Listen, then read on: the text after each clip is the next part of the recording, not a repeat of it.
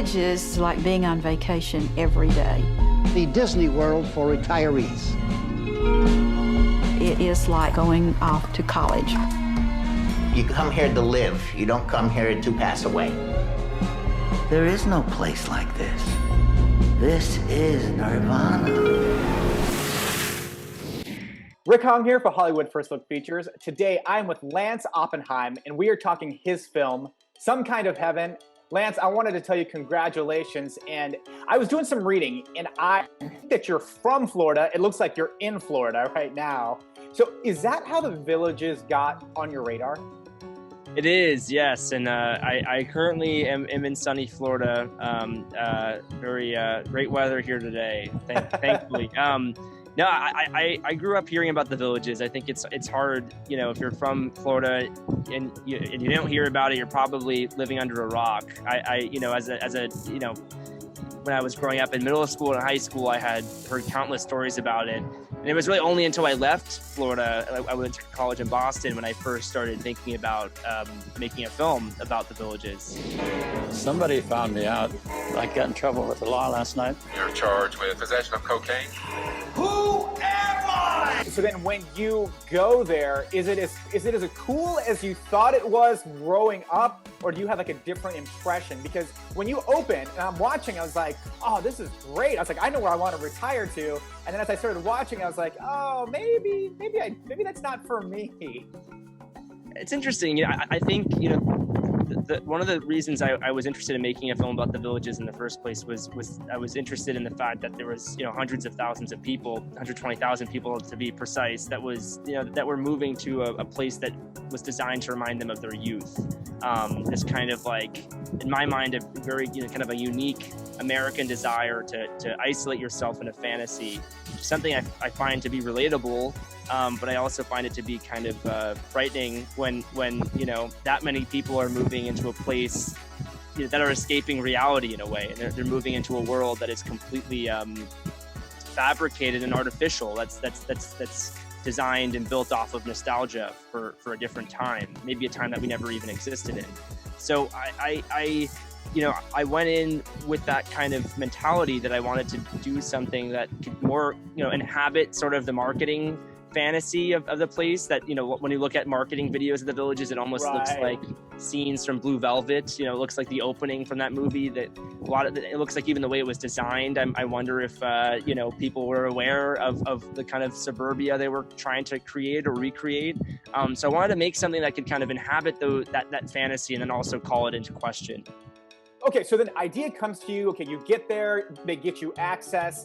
Then here comes the hard part, because you're not writing something, you're not doing something that's scripted. You're doing a documentary. So then how did you find the people?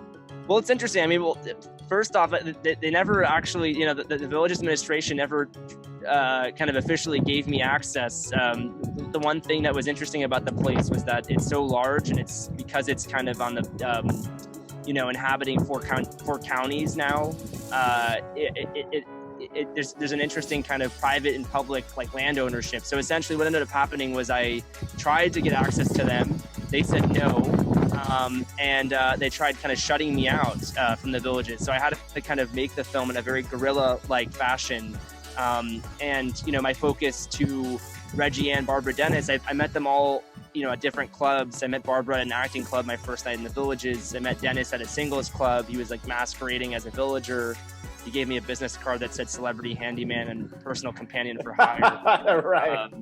I met Reggie and Ann. I was filming with someone else, and Reggie just kept kind of appearing in my shots. Finally, when I tapped him and asked him to, you know, stop, he told me that he had manifested me and manifested the film crew, and that we needed to make a film with him because he was the star of a movie that we hadn't even thought of yet. I think that when you live in The Villages, you're acting the part. And surely everybody's life is not perfect now that we're in The Villages. Reggie's sense of reality has become even more out there.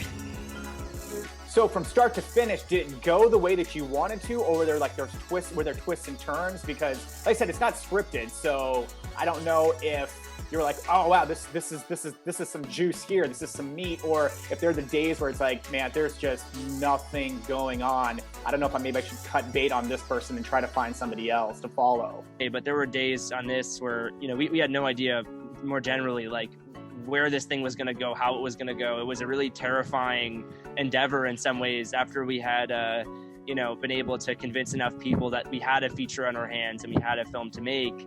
I think we still only had a very broad sort of outline of what we wanted to do. We weren't really we had no idea where things would go. Can you talk to me about having Darren Aronofsky a part of this, and also the New York Times? I think that's fascinating. It's an interesting collaboration between the two of them, for sure. I mean, I don't think most people, when they probably think of like the guy who made Requiem for a Dream, is now teaming up with you know, the Gray Lady or something. But you know, the New York Times I had been working with since I was you know, almost for 5 years. I started off you know, my career basically making documentary short films with the New York Times Op Docs. They had an open submission. I kind of spammed the open submission with a bunch of ideas, a bunch of documentaries I had shot.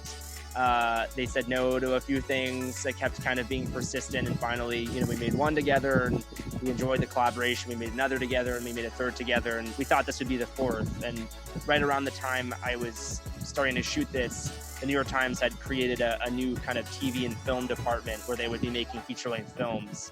With Darren, kind of a similar way, I had been emailing, I found his email online, and I just, you know, he was one of my favorite filmmakers for most of my life. You know, he went to the same film program that I went to in college, and I sent probably an email once every 3 months for, like, you know, over college, over 4 years, and I never heard back really. And I would do this, you know, with a few filmmakers, but I was kind of always probably the most persistent with Darren. And then eventually, finally, you know, one of his creative executives found one of my emails. They saw some of the short films I had made. They told me to, you know, politely stop emailing Darren, and, you know, he's never going to read the stuff. He invited me out for coffee, and one thing kind of led to the other. I showed him a sizzle, kind of like a sample reel of material from this film. And, you know, to my surprise, he really sparked to it. He showed it to Darren, and then Darren enjoyed it. We got together. I kind of told him what my vision was for how this film could function, and we got to know each other, you know, more personally. And it was great. I mean, it was kind of like a dream come true in a lot of ways. Like, I still pinch myself when I realized that I got to, you know, work with one of my heroes. I wanted to tell you congratulations. You did a great film. I can't wait to see what you do next. The movie is Some Kind of Heaven. You can find it in theaters and on demand. Until next time, I'm Rick Hong. This is the last hurrah. I'm about ready to call it quits.